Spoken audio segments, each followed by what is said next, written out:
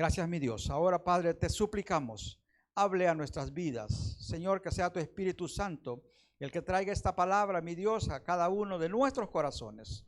En lo personal, Señor, me dispongo en tus manos, reconociendo, Señor, que como hombre no tengo nada bueno que poder compartir, por lo cual, Señor, ruego la inspiración de tu Espíritu Santo para que esta palabra, Señor, pueda fluir y pueda ser comprendida, retenida y puesta en práctica por cada uno de nosotros, porque tú eres bueno, mi Dios, y a tiempo nos hablas. Que toda honra y toda gloria sea para ti, oh Cristo Jesús, y en tu nombre hemos orado. Amén y amén. Puede tomar su asiento, mis hermanos. El último tramo. Hermanos, a manera de introducción, cuando un reo es sentenciado a muerte, es llevado a una prisión especial que está adecuada para que se cumpla la condena.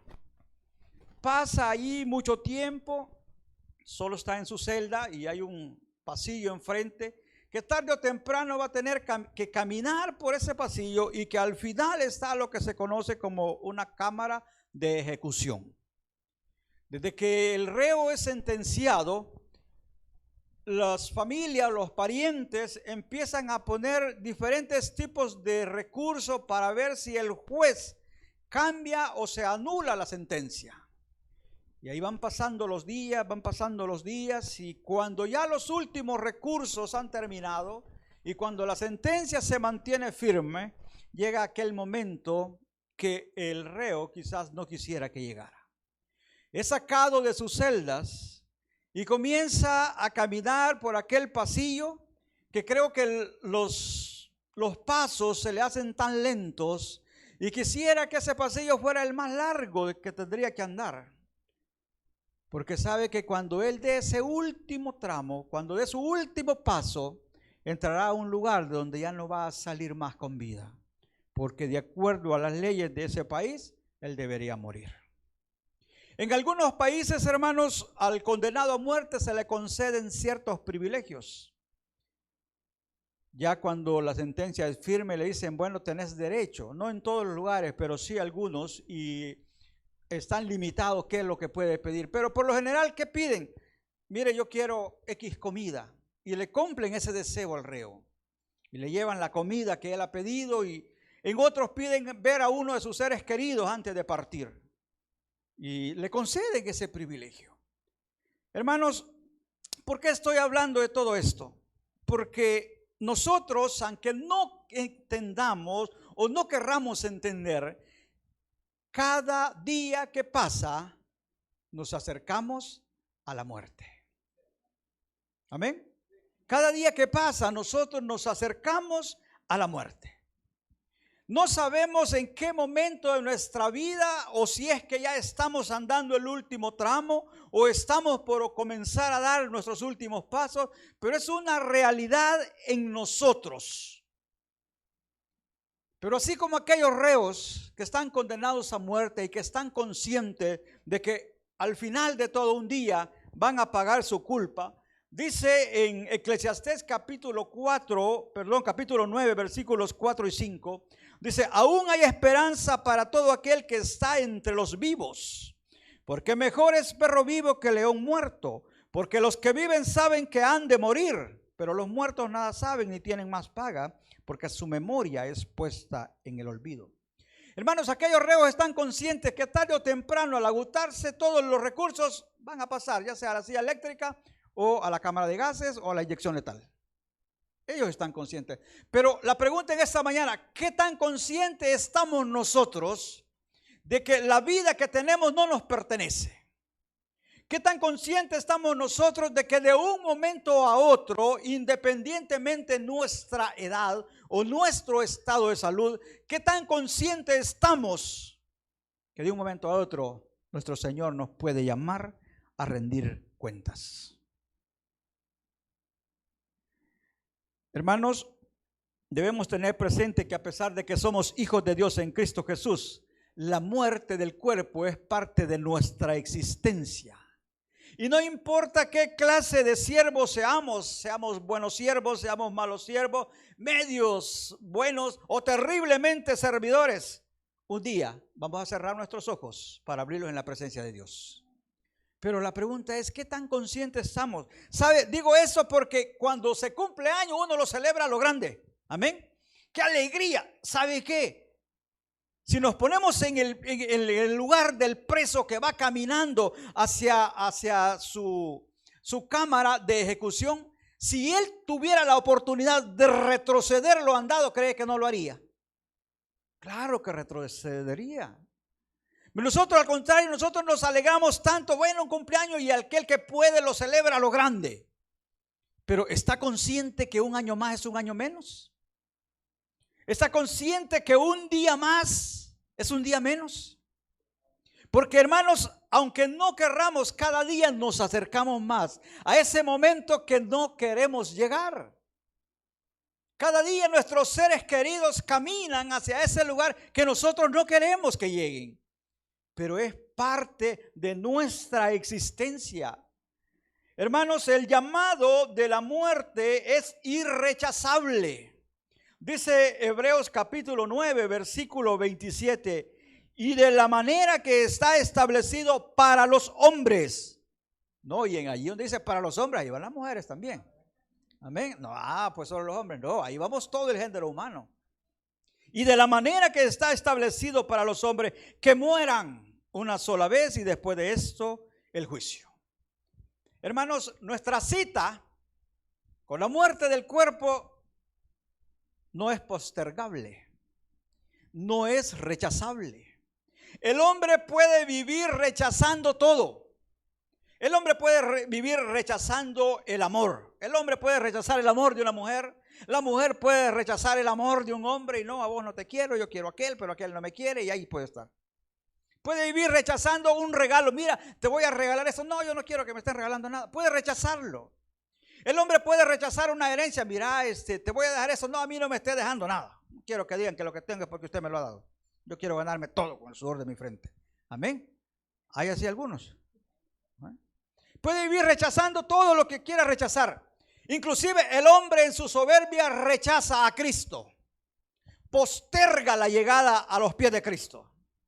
Cuando usted le hace la invitación a alguien, mire, le es necesario que usted reconozca al Señor Jesús como su único y suficiente Salvador. Es un momento, más adelante.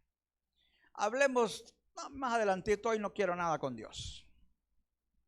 Usted le habla de Cristo y le dice, no, mire, ¿sabe qué? A mí esas cosas no me gustan. A mí eso de estar metido en la iglesia, que no sé qué, no, yo quiero disfrutar mi vida. El hombre puede vivir rechazando el amor de Dios. El hombre puede rechazar las veces que quiera mientras tenga vida, puede rechazar el llamado que Dios le puede hacer. Amén. Pero cuando la muerte venga por ti o venga por mí, a eso no le podemos decir, oye, espérate, ven mañana. A eso no le podemos decir, ahorita no tengo tiempo. Cuando la muerte viene por el hombre no le puede decir, oye, déjame primero hacer tal cosa. Deja primero vivir mi vida y cuando esté viejo entonces me vienes por mí.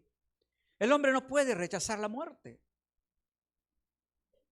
Una vez haciendo el trabajo de evangelismo iba un joven caminando y le digo, joven, me permite esto, no tengo tiempo. Y vengo y me le prendo a la par. Y si la muerte te llamara, la rechazaras también, ahí se detuvo. Porque es una verdad. Nosotros rechazamos todo, pero la muerte no se puede rechazar. El llamado que tenemos al final de nuestros días no se puede postergar. La pregunta es, ¿y estamos preparados? Y a la mayoría va a responder sí, y va a poner un montón de razones. Pero ¿en verdad estaremos preparados? Porque aunque no querramos, es una profecía que se cumple en la vida del hombre. Génesis capítulo 3, versículo 10. Dice, con el sudor de tu rostro comerás el pan hasta que vuelvas, ¿a dónde? A la tierra. Porque de ella fuiste tomado, pues polvo eres y al polvo volverás. Palabras de nuestro Dios. Y mire, aquí se pueden dar en la torre todos los ateos. Porque pueden decir, Dios no existe aquí, Dios no existe allá, Dios no existe en todos lados. Pero esta profecía no la pueden borrar, no la pueden negar. Todos los días, en más de un cementerio, se está enterrando un cuerpo. Todos los días, en más de una funeraria se está vendiendo un ataúd. Y todos los días en más de una casa hay luto por la partida de nuestros seres queridos. ¿Sabe qué está diciendo? Que entonces, aunque creamos o no creamos, estemos listos o no listos, preparados o no, la muerte un día va a venir por nosotros. El último tramo de nuestra vida, tarde o temprano, si es que no lo estamos caminando, lo vamos a andar. Le pregunto esta mañana, ¿en qué tramo de su vida se encuentra? Porque, hermanos, la muerte no llega a una edad determinada. Alguien puede decir, yo ya estoy andando el último tramo de mi vida porque tengo tantos años. ¿Y qué tal si Dios le ha alargado sus días? Amén. Porque muchos creemos, no, mire, es un error. El joven piensa que no se va a morir porque está joven. No dice, eso de arreglar su vida para con Dios es para los viejos. Y con el respeto que nos merecemos los viejos, amén, porque ya estamos viejos. No, dice, eso es para los viejos, no. Si la muerte no anda buscando viejos ni jóvenes, no. Muchas personas dicen, no, mire, yo quizás ya me voy, yo ya estoy ya el último tramo porque yo estoy enfermo. Y la enfermedad, según el doctor, es una enfermedad de muerte, así es que yo estoy consciente que ya son mis últimos días. ¿Y si Dios lo cura? ¿Y si Dios lo levanta? ¿Y si Dios le restaura? Amén. ¿O no tenemos fe los enfermos que Dios nos puede restaurar? Claro, si nuestro Dios es un Dios de milagros. El doctor le puede decir, mire, ¿sabe qué? Póngase a cuenta porque días le quedan. Y esos días se pueden convertir en meses. Y esos meses se convierten en años. Amén. ¿Y por qué no? Si el Dios que tenemos es un Dios de milagros. Entonces no podemos decir que porque tenemos cierta edad ya estamos para partir o no estamos para partir. Lo cierto es que quien cuenta nuestros días es Dios. Quien alarga o acorta nuestros días es nuestro Dios Todopoderoso. Deuteronomio capítulo 32, versículo 39 dice, ved ahora que yo soy y no hay dioses conmigo. Yo hago morir y yo hago vivir. Yo hiero y yo sano. No hay quien pueda librar de mi mano. Ahora les pregunto, ¿ya sabemos que estamos en las manos de Dios? Amén. ¿Ya sabemos que estamos en las manos de Dios? Entonces, si sabemos que estamos en las manos de Dios, las cosas se van a dar de acuerdo a la voluntad de Dios. Las cosas se van a dar conforme al plan que Dios ha trazado para nosotros. Pero tarde o temprano, hermanos, un día vamos a partir de este mundo. La pregunta en esta mañana, ¿estás preparado tú para dar el último paso? Mientras el sentenciado espera el día de su muerte, se prepara mentalmente, se prepara psicológicamente y hasta cierto punto se resigna, aún aquellos que son inocentes. Porque hay personas que son inocentes y son condenados y bueno, ya se dieron cuenta de que por más que intentaron demostrar su inocencia, no se van a salvar y dicen, bueno, ni modo. Algunos de ellos ocupan sus últimas palabras para pedir perdón a las familias que lastimaron, a las familias de las víctimas. Palabras que aunque toquen el corazón, no van a cambiar su destino. Amén. Y yo pregunto, ¿qué tan preparados estamos nosotros?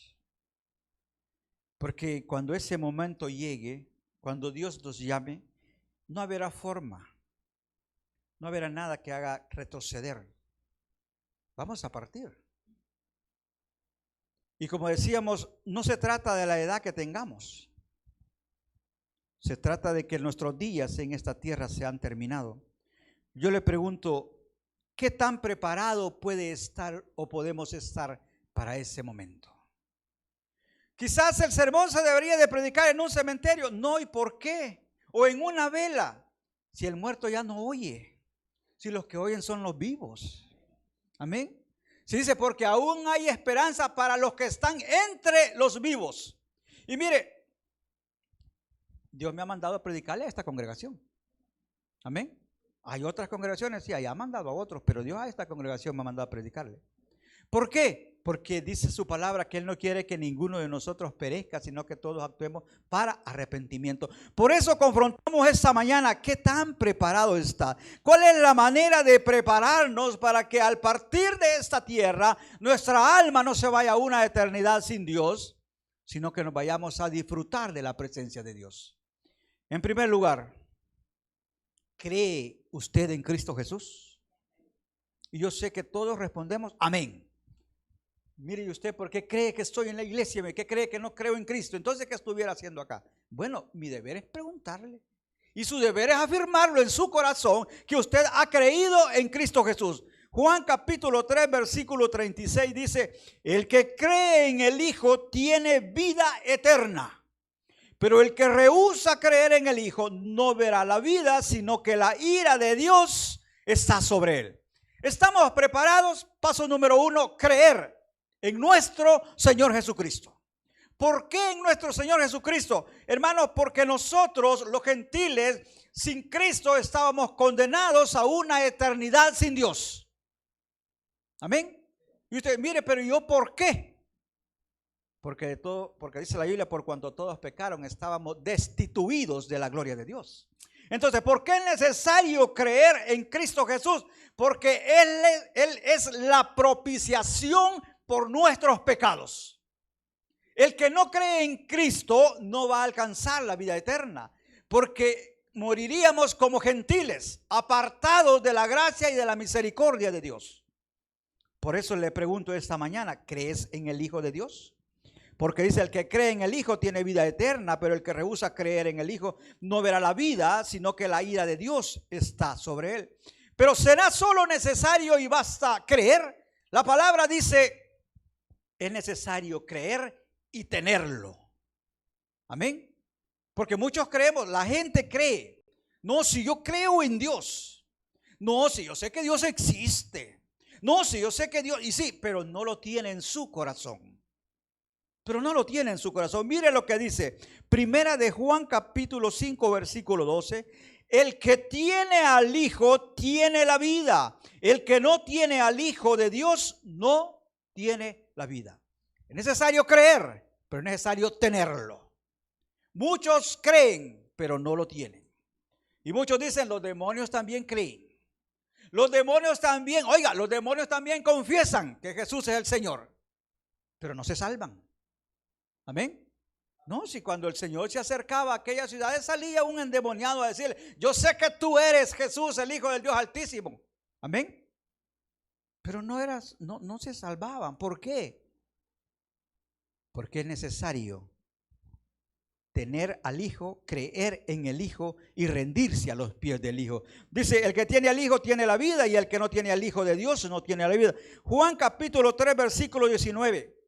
Es necesario que rechacemos las tinieblas. En otras palabras, es necesario que rechacemos el pecado. Dice, y esta es la condenación, que la luz vino al mundo y los hombres amaron más las tinieblas que la luz, porque sus obras eran malas. Muchas veces nosotros podemos decir, yo creo en Jesús, yo tengo a Jesús. Sí, pero ¿y mis obras demuestran que creo en Jesús y que tengo a Jesús en mi vida? Porque muchas veces yo puedo pregonar a Cristo por muchos lados, pero mis obras niegan la presencia de Cristo en mi vida. Amén. Entonces, ¿cómo nos pueden decir otros? ¿Cómo es posible que tú dices que eres cristiano y haces obras peores que las de un inconverso? Porque eso pasa muchas veces. Porque nosotros creemos, hemos cambiado la palabra, hemos dicho, no, si no es necesario tanto. Cuando que nuestro mismo Señor llamó y dijo, oiga, deja de pecar, le dijo a la mujer, ¿dónde están los que te condenan? Ninguno, todos se fueron. Entonces ni yo te condeno, vete y continúa pecando, dándole rienda suelta a tus deseos. ¿Eso dijo? Vete, dijo, y no peques más. Sanó a un enfermo y lo encuentra en el templo y se acerca a nuestro Señor y le dice, oye, has sido sanado. Ya no sigas pecando para que no te venga otra cosa peor. Eso dice la palabra. El hombre quiere cambiar las verdades y dice, no hombre, mire, tranquilo, dele rienda suelta. No, la Biblia dice, aléjate, apártate del pecado. Entonces, ¿creemos en el Hijo? Sí, creemos en el Hijo. ¿Tenemos al Hijo? Tenemos al Hijo. ¿Ya hemos rechazado las tinieblas o aún seguimos viviendo en las tinieblas? Para poder estar seguro que al dar nuestro último tramo, el Padre nos va a recibir en su seno, nosotros debemos de llevar una vida de acuerdo a la voluntad de Dios. Juan capítulo 14, versículo 15 dice, si me amas, dijo nuestro Señor Jesús, si me amáis. Y acabamos de hablar de el que los hombres amaron más las tinieblas. Pero nuestro Señor dice, si me amas a mí, dice el Señor, guardad mis mandamientos. En otras palabras, vivir de acuerdo a la voluntad de Dios, sin querer adaptar la Biblia a nuestra conveniencia o a nuestra forma de pensar o a nuestra viciada manera de vivir. Necesitamos cambiar. Necesitamos reflejar a Cristo. Y Cristo no era un hombre que vivía en el pecado. Cristo vivió apartado del pecado. La otra pregunta, ¿vivimos en santidad? Hermanos, la santidad es una palabra que representa un gran peso para el Hijo de Dios. Oiga, la santidad es una palabra que representa un gran peso para los hijos de Dios. Y voy a decir lo siguiente, y nada que ver con mi pastor, pero muchas veces podemos decir, mire, entre los ministerios, el ministerio de pastor es uno de los más pesados. Y amén que es más pesado. Sí es pesado, lleva carga, tiene que lidiar con todos los problemas y los diferentes caracteres de todos. Amén, pastor. Y los de la familia también. Las cargas del pastor, una carga muy pesada. Puede decir el ministro de alabanza, mire, si yo para poder ser ministro de alabanza llevo una carga pesada en mi espalda. Debo de ensayar, debo de entrenar, debo de buscar la presencia de Dios en mi vida para que cuando yo subo a cantar, la gente a través de la alabanza pueda encontrarse con Dios. Es una carga pesada. Amén. Sí, pesa. Puede decir el evangelista, mire, ser evangelista, desempeñar el ministerio de evangelismo, no es algo fácil, es algo duro, es algo pesado. Hay que buscar horas a Dios en oración para tener su respaldo, que nos dé la palabra, que toque corazones. En fin, sí puede ser pesado. Cualquier ministerio, mire, si es que usted no sabe si servir es pesado, si entre todas las cosas pesadas, ¿sabe qué es lo que más pesa? Es la santidad. Y es tan pesada la santidad de los hijos de Dios que ha pasado como que si a usted le pusieran 100 libras de arena y le tocara subir a una montaña. Y conforme se va haciendo pesado, viene usted, le va quitando 5 libras y ya lo lleva 95. Más adelante lo sintió más pesado y le quita otras 5 y ya lo lleva 90. Y más adelante le quita otras 10 y ya solo lleva 80. Cuando llega al final lleva 10. Le ha ido quitando. Así es la santidad. Porque el hombre se ha dado cuenta que verdaderamente la santidad que Dios quiere es algo tan pesado y que cada día cambia el concepto de santidad. Pero yo le quiero decir esta mañana, Deuteronomio capítulo 4, versículo 2 dice, no añadiréis a la palabra que yo os mando, ni disminuiréis de ella para que guardéis los mandamientos de Jehová vuestro Dios que yo te ordeno hoy. ¿Sabe? Nosotros hacemos más pequeñas las responsabilidades como hijos de Dios, con el objetivo de vivir más en la libertad de la carne y no en lo que Dios quiere de nosotros. Y decimos, no, mire, basta santidad, la santidad es que usted venga a la iglesia. Amén. No, mire, la santidad es que usted oiga un culto. ¿Esa era la santidad que Dios quiere? Fíjese que a su pueblo Israel en el desierto le dio la ley y le dijo, sed santos porque yo soy santo. Y para que vivieran en santidad le dio una ley que cuando violaran esa ley inmediatamente se acercaran a donde el sacerdote, llevaran una ofrenda para que fueran limpiados, para que todo el tiempo estuvieran en santidad. Amén. Y el problema fue de que ellos no entendieron. Empezaron a ver en la sangre de los animales la libertad para el pecado. Entonces empezaron a pecar con toda libertad. Bueno, yo estoy cumpliendo la ley, Señor. La ley dice de que si yo peco te traiga un buey. Ahí te lo traigo. Señor, la ley dice que si yo peco te traiga un cordero. Aquí está el cordero. Entonces ya no había en el corazón del hombre, ya no había devoción ni respeto por las cosas de Dios. Y eso mismo está pasando en la gracia. Porque en la gracia decimos, bueno, yo peco, pido perdón y tranquilo, la cosa se acabó. Yo vuelvo a pecar y vuelvo a pedir perdón y la cosa se acabó. En ese mismo juego hemos caído.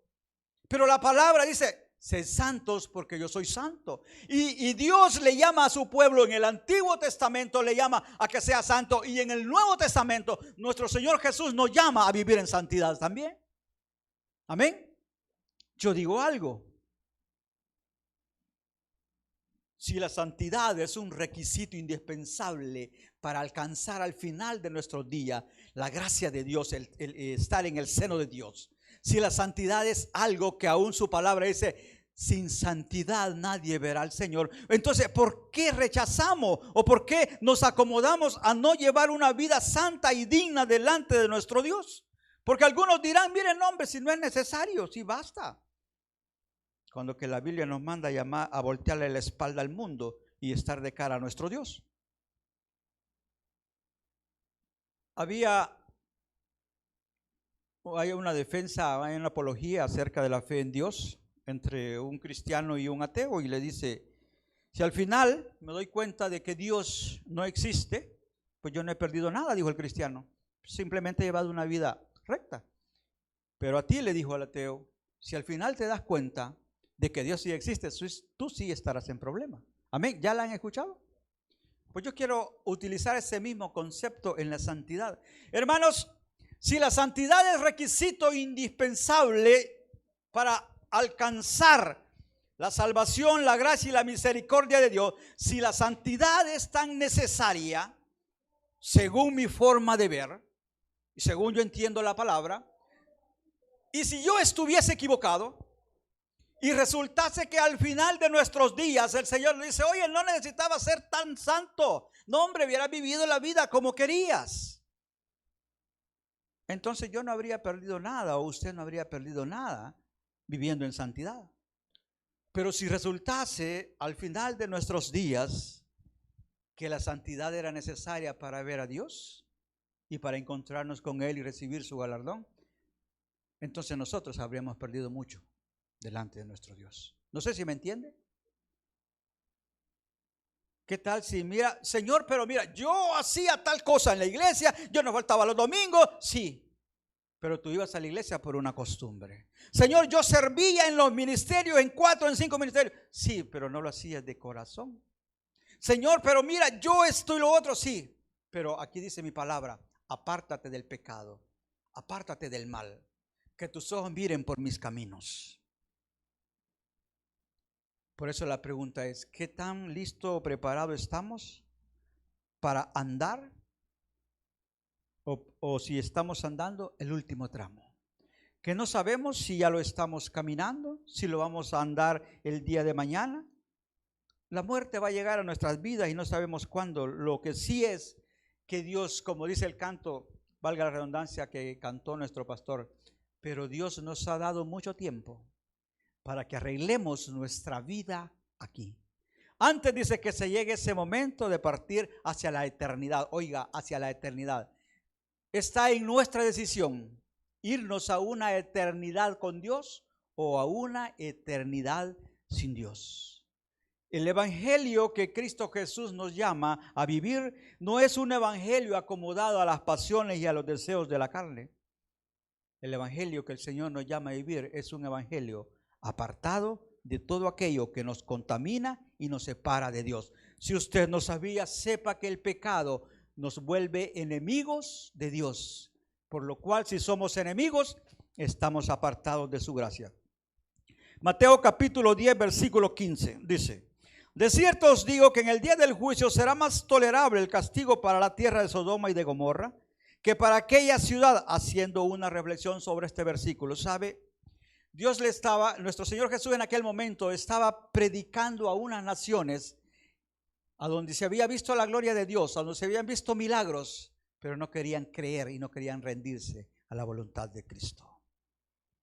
Hermanos, aquí en esta iglesia se predica la palabra, Se predica la necesidad de acercarnos a Cristo, la necesidad de arrepentirnos, la necesidad de convertirnos a nuestro Dios.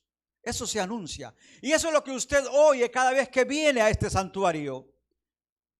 ¿Qué excusa tendrá en aquel día si usted no ha arreglado su vida con Dios? Ahora veamos a aquel que nunca ha entrado a una iglesia. Aquellas personas que viven allá y nadie les habla del evangelio. ¿Verdad que tendrían más justificación ellos que nosotros? Porque a nosotros sí se nos anuncia y se nos predica el arrepentimiento en Cristo Jesús. Usted que está dentro de esta iglesia, usted que me oye a través de las diferentes redes, no hay excusa ante Dios para que diga, ya Señor, a mí no me dijeron, a mí no me lo instruyeron, a mí no me enseñaron de esta manera. Yo creí que con solo ir a la iglesia ya era salvo. Yo creí que con solo decir una oración ya era salvo. La palabra dice, el que hace la voluntad de mi Dios, este entra al reino de Dios. Amén. Aprendamos, hermanos, a vivir de acuerdo a su palabra. Si me amáis, dice el Señor, guardad mis mandamientos. Habemos muchos hermanos que sí nos convertimos en partes de la feligresía de una congregación.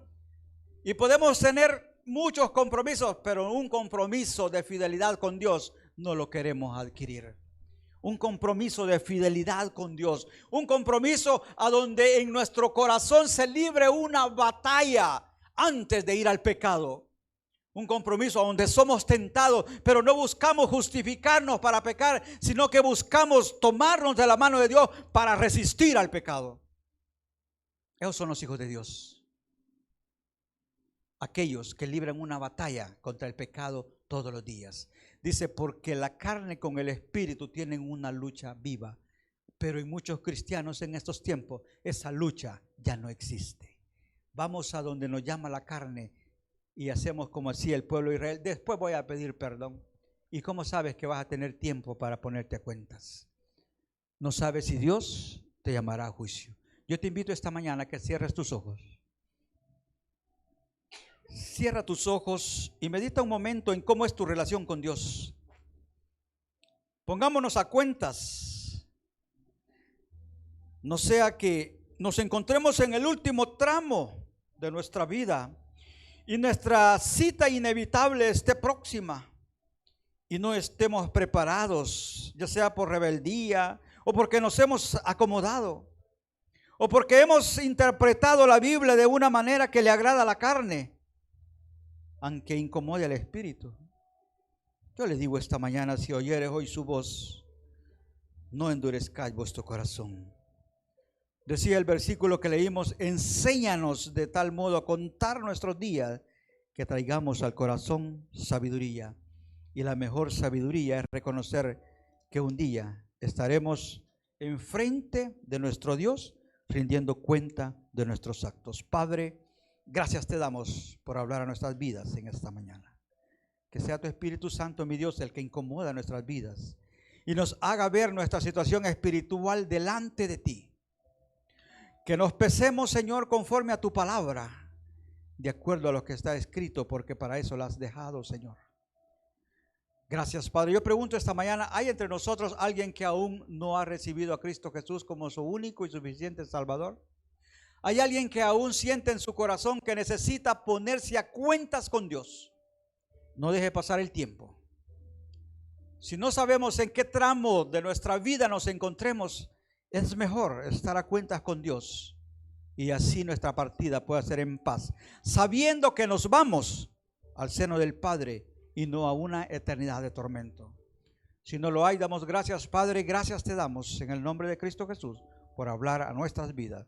Te suplicamos, Señor, que nos lleves con bien a nuestros hogares, que bendigas el trabajo de evangelismo y el trabajo de reunión que vamos a tener a cabo, porque todo es, Señor, para honrar, glorificar y bendecir tu nombre. Llévanos con bien al resto de hermanos a nuestros hogares. En el nombre de Cristo Jesús hemos orado. Amén y amén. Que Dios nos bendiga a todos, hermanos. Que Dios nos bendiga.